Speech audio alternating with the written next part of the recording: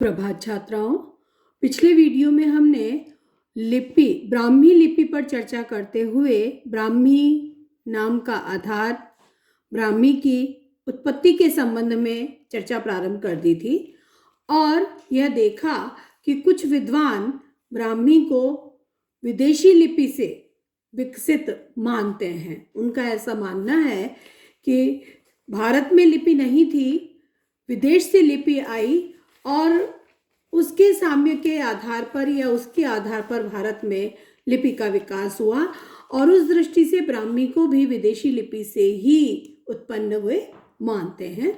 लेकिन हमने यह भी देखा था कि गौरीशंकर हीराचंद ओझा ने प्राचीन लिपिमाला में इस बात को सिद्ध करने का प्रयास किया कि ब्राह्मी पूर्णतः भारतीय लिपि है।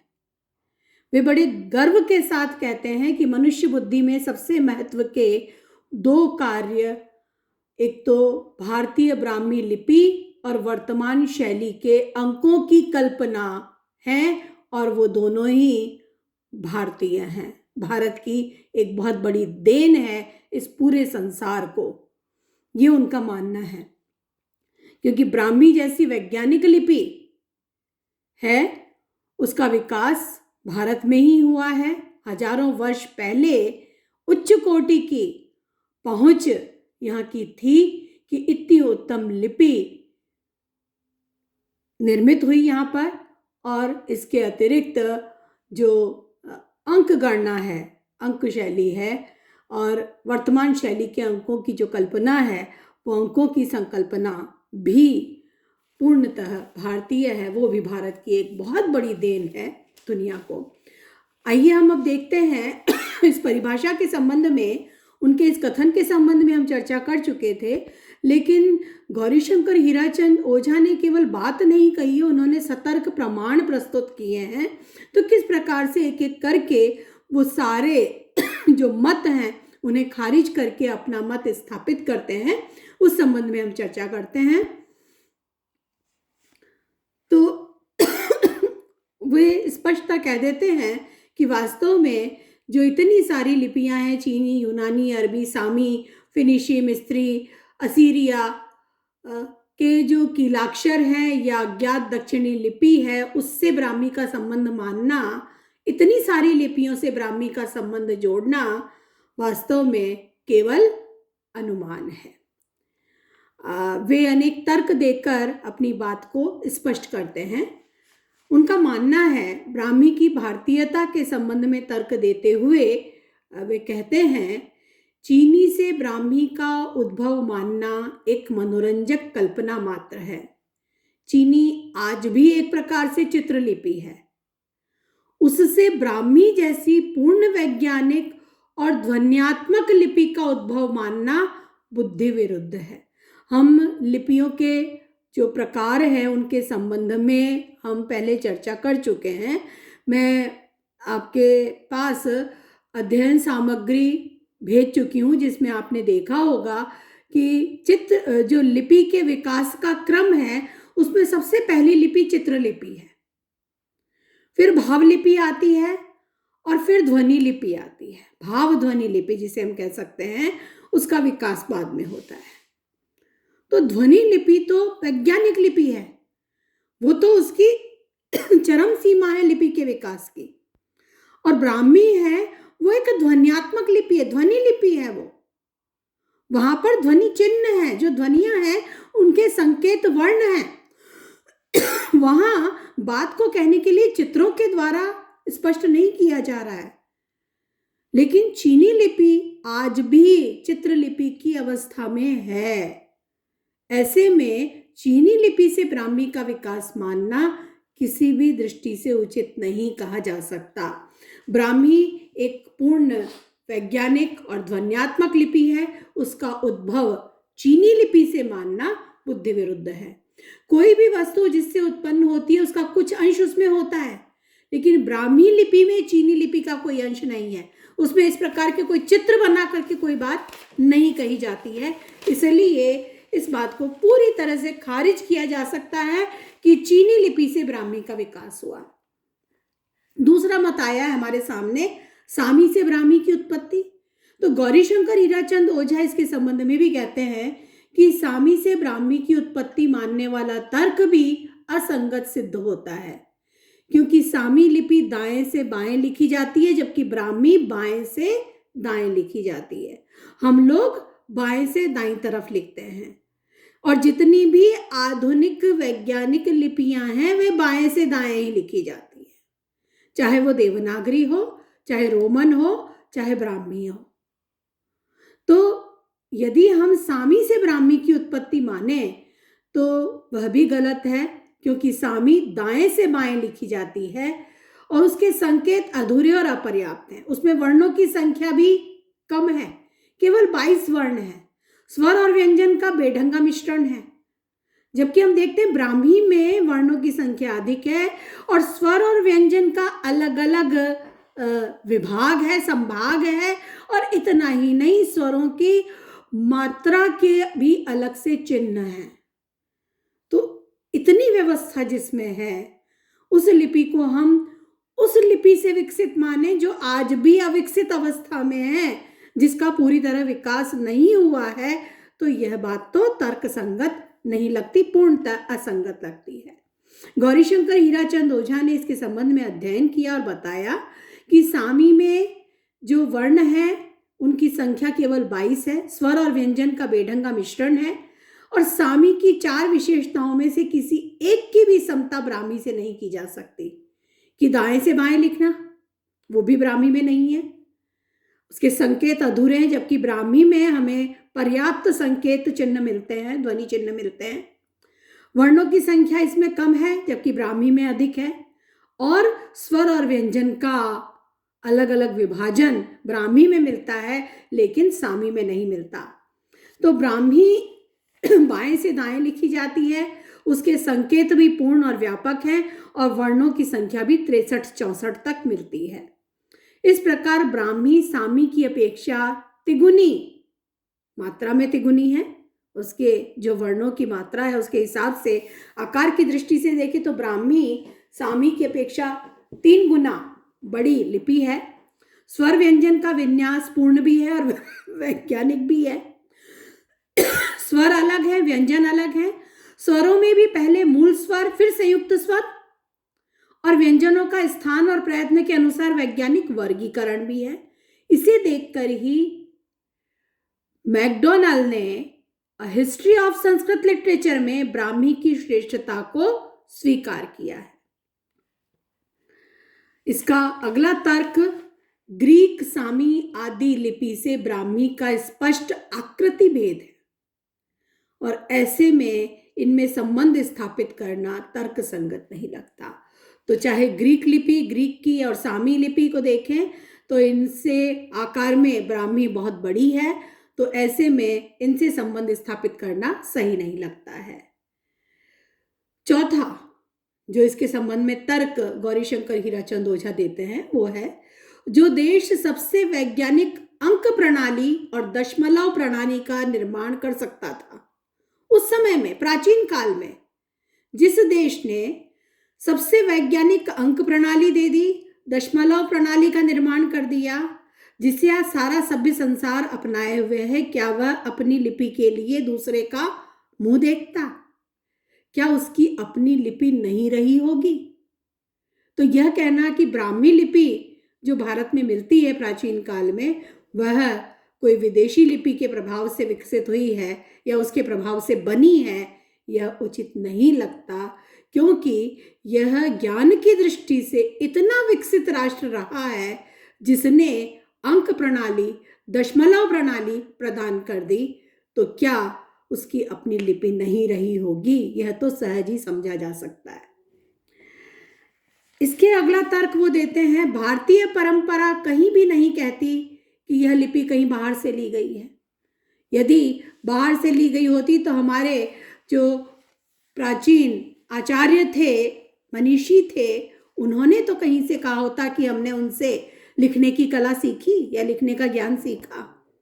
ऐसा नहीं है, कहीं उल्लेख नहीं मिलता। छठा तर्क वे देते हैं, इस लिपि को देखने से ही यह स्पष्ट हो जाता है कि इसका निर्माण भारतीय भाषा की ध्वनियों को व्यक्त करने के लिए उन ध्वनियों को ध्यान में रखकर किया गया। हर भाषा की अपनी ध्वनियां होती है और उन ध्वनियों के अनुसार उसमें वर्ण भी होते हैं।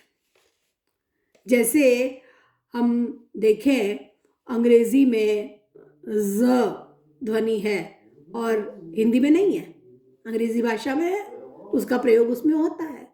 और जब हम उन शब्दों का प्रयोग हिंदी में करते हैं, उस तरह के शब्दों का, तो हम ज के नीचे, हमारे यहाँ ज है, ज नहीं है, ज के नीचे नुक्ता लगा करके उस प्रकार से उसका लिपि चिन्ह देते हैं।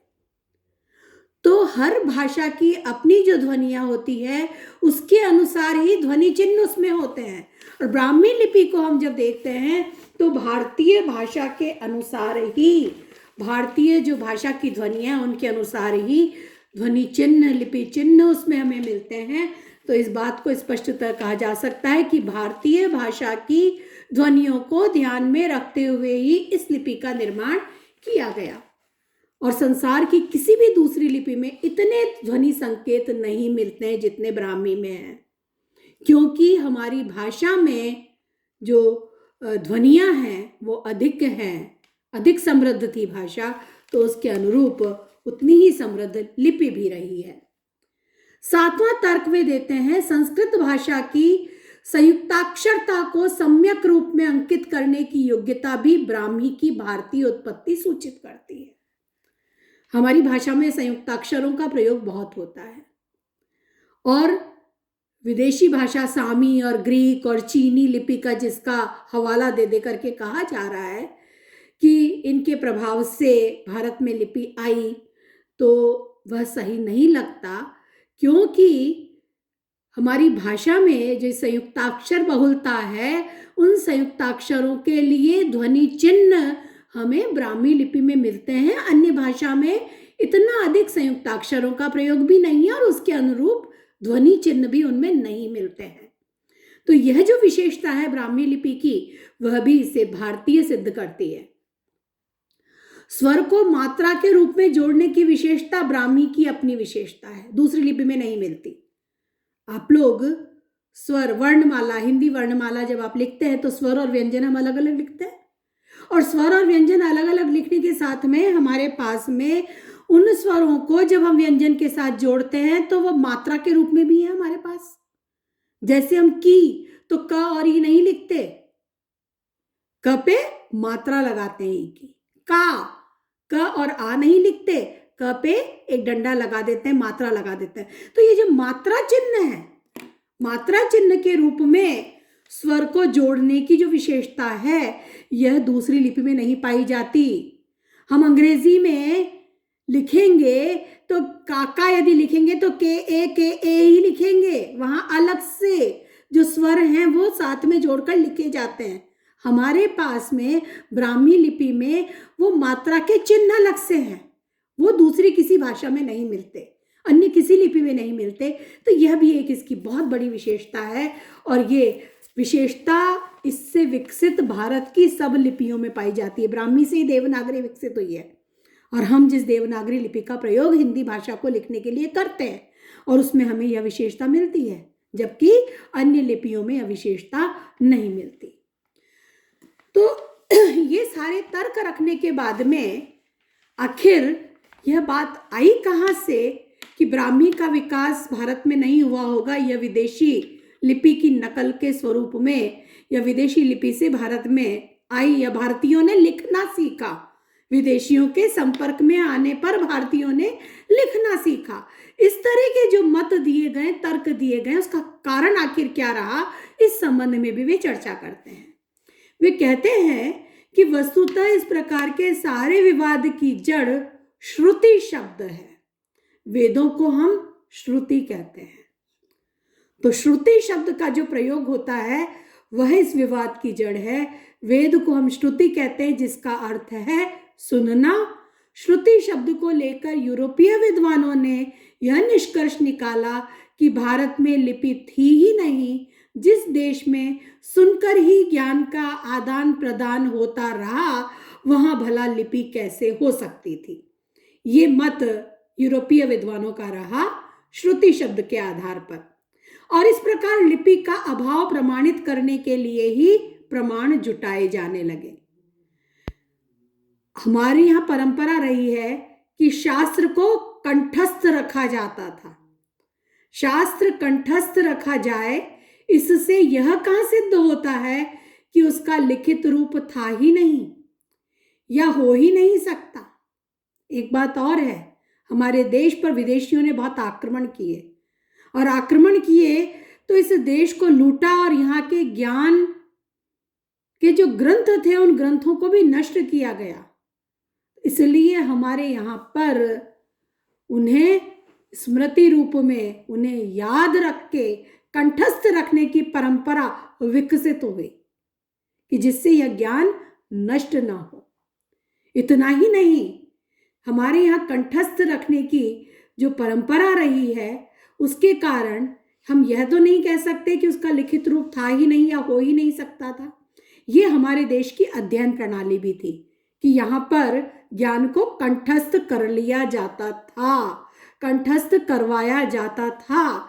ये अध्ययन प्रणाली का हिस्सा था और कंठस्थ करवा करके इस प्रकार से ज्ञान को आत्मसात कर लिया जाता था। और ये काम श्रवण द्वारा, जिसे कहते हैं श्रुति, सुन करके सुगमता से होता है। आचार्य स्वयं उसका वादन करता था, स्वयं बोलता था और विद्यार्थी उसको दोहरा करके उसे कंठस्थ कर लिया करते थे। ये हमारी अध्ययन प्रणाली थी और इसके द्वारा ज्ञान आत्मसात होता था। ज्ञान एक से दूसरे तक बहुत सहजता से पहुंचता था, उसका विकास होता था, उसका विस्तार होता था। तो यहाँ की शिक्षा प्रणाली की विशेषता थी है। ऐसे में इसे यह मान लिया जाए, श्रुति शब्द से यह अर्थ निकाल करके कि केवल सुन करके ही, कह करके ही ज्ञान पहुंचाया जाता था, यह मत उचित नहीं है।